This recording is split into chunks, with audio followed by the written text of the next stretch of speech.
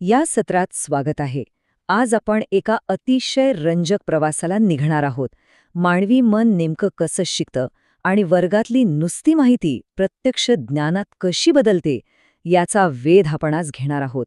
नव्या युगातील शिक्षण आणि राष्ट्रीय शैक्षणिक धोरण म्हणजेच NEP 2020चं खरं महत्त्व समजून घ्यायचं असेल तर हा मानसशास्त्रीय पाया पक्का असायलाच हवा.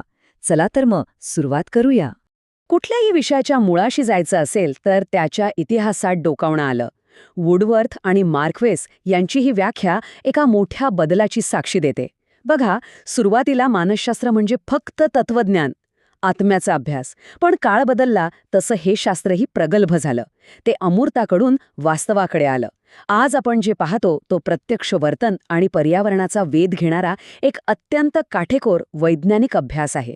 आणि म्हणूनच आजच्या काळात शिक्षकांसाठी हे एक ब्रह्मास्त्र ठरतंय. आजचा आपला प्रवास कसा असेल? अगदी सोपा आहे. आपण मानसशास्त्राची ओळख करून घेऊ, मग अध्ययनाच्या संकल्पना आणि बुद्धिमत्तेचे पैलू उलगडू. त्यानंतर अध्यापनाच्या पद्धती पाहू आणि शेवटी शैक्षणिक मूल्यमापनावर प्रकाश टाकू. तर वळूया पहिल्या भागाकडे. मानसशास्त्र एक ओळख. मनाला समजून घेण्याचा हा पायाभूत टप्पा आहे. हा जो प्रवास आहे ना, तो खरंच थक्क करणार आहे. विचार करा, प्राचीन काळात अरिस्टॉटलने याला थेट आत्म्याचा अभ्यास म्हटलं. पण तिथेच न थांबता हे शास्त्र अमूर्त तत्वज्ञानाकडून ठोस वास्तवाकडे कसं आलं ते पहा. मॅकडुगलनी याला मनाचं शास्त्र म्हटलं आणि मग J.B. वॉटसन यांनी यात एक मोठी क्रांती घडवली. त्यांनी याला मानवी वर्तनाचं वस्तुनिष्ठ शास्त्र बनवलं. म्हणजेच काय तर जे डोळ्यांना दिसतं, ज्याचं प्रत्यक्ष मोजमाप करता येतं, अशा प्रत्यक्ष वर्तनाचा अभ्यास. आता प्रश्न पडतो की हे वर्तन नेमकं समजून कसं घ्यायचं. यासाठी मानसशास्त्रात काही खास पद्धती आहेत. स्वतःच्याच विचार प्रक्रियेत डोकावून पाहणारी आत्मनिरीक्षण पद्धत आहे, जी वुंड आणि टिचनर यांनी मांडली. पण जर एखाद्या मोठ्या समूहाचा अभ्यास करायचा असेल तर सर्वेक्षण कामी येतं. आणि जिथे अत्यंत कठोर वस्तुनिष्ठ पुराव्यांची गरज असते तिथे प्रायोगिक पद्धत वापरली जाते. शिवाय एखाद्या व्यक्तीच्या मुळाशी जाऊन सखोल अभ्यास करायचा असेल तर जीवनवृत्तांत म्हणजेच केस स्टडी पद्धतीचा आधार घेतला जातो. इथून आपण पुढच्या आणि अत्यंत महत्त्वाच्या टप्प्यावर येतोय. अध्ययन, संकल्पना आणि उपपत्ती. थोडक्यात सांगायचं तर शिकण्याचं शास्त्र. इथे एक अत्यंत कुतूहल निर्माण करणारा प्रश्न उभा राहतो. आपण नेहमी म्हणतो की शिकल्यामुळे वर्तनात बदल होतो. पण हा बदल नेमकं घडतो कसा? शिकणं म्हणजे फक्त आजूबाजूच्या जगाकडे निष्क्रियपणे बघणं नव्हे, तर त्यातून स्वतःच्या वागण्यात एक सक्रिय आणि सकारात्मक बदल घडवून आणणं. पण ही जादू होते कशी? चला यामागचं विज्ञान समजून घेऊया. मानवी मेंदू म्हणजे एक भन्नाट गुंतागुंत आहे. आणि म्हणूनच शिकण्याची प्रक्रिया एकाच साच्यात बसवता येत नाही. यासाठीच थॉर्नडाईक, पावलव, स्किनर, वॉटसन आणि हल यांसारख्या दिग्गजांनी त्यांच्या उपपत्ती मांडल्या आहेत. यापैकी प्रत्येक सिद्धांत आपल्याला शिकण्याच्या प्रक्रियेकडे बघण्याचा एक वेगळा, प्रमाणित आणि पूर्णपणे वैज्ञानिक दृष्टिकोन देतो.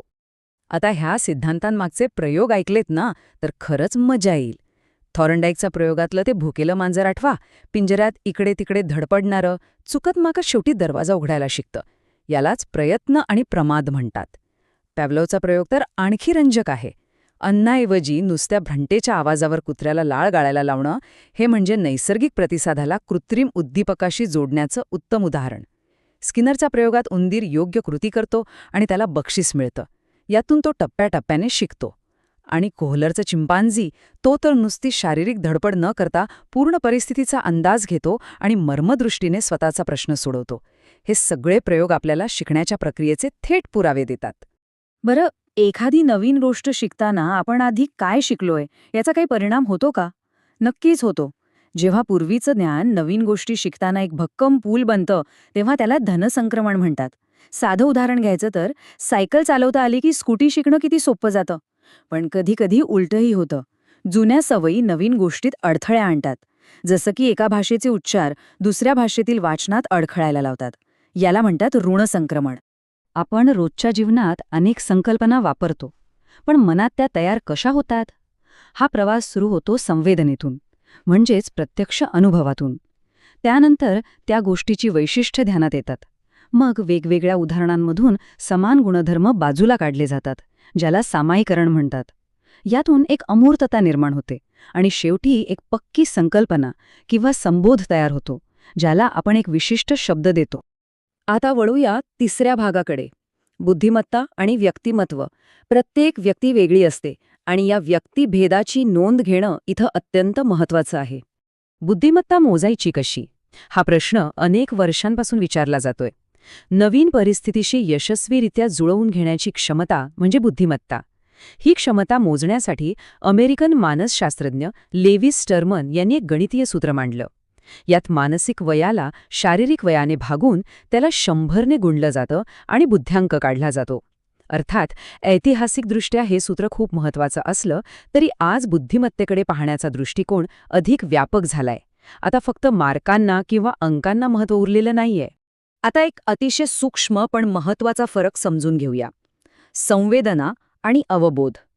ज्ञानेंद्रियांवर आदळणारी प्राथमिक माहिती म्हणजे केवळ संवेदना. ती नुसती एक जाणीव असते. पण जेव्हा आपला मेंदू त्या जाणीवेचा अर्थ लावतो, तिला एक संदर्भ देतो, त्या क्षणी खऱ्या अर्थाने अवबोध घडतो. आणि लक्षात घेण्यासारखी गोष्ट म्हणजे या अवबोधाशिवाय शिकणं पूर्णपणे अशक्य आहे. यानंतर आपण येतोय चौथ्या भागावर, अध्यापन पद्धती आणि सूत्रे. इथे मानसशास्त्राच्या सिद्धांतांना प्रत्यक्ष वर्गातील विज्ञानाची जोड मिळते.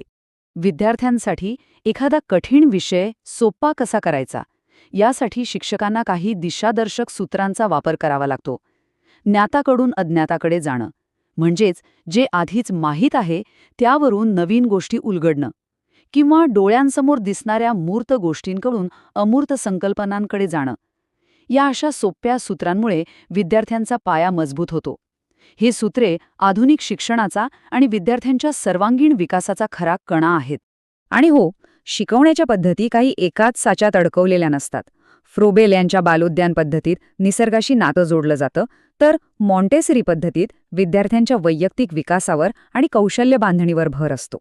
आर्मस्ट्रॉंग यांच्या स्वयंशोधन पद्धतीचा विचार केला तर त्यात विद्यार्थ्यांना स्वतः शास्त्रज्ञासारखा शोध घ्यायला प्रवृत्त केलं जातं.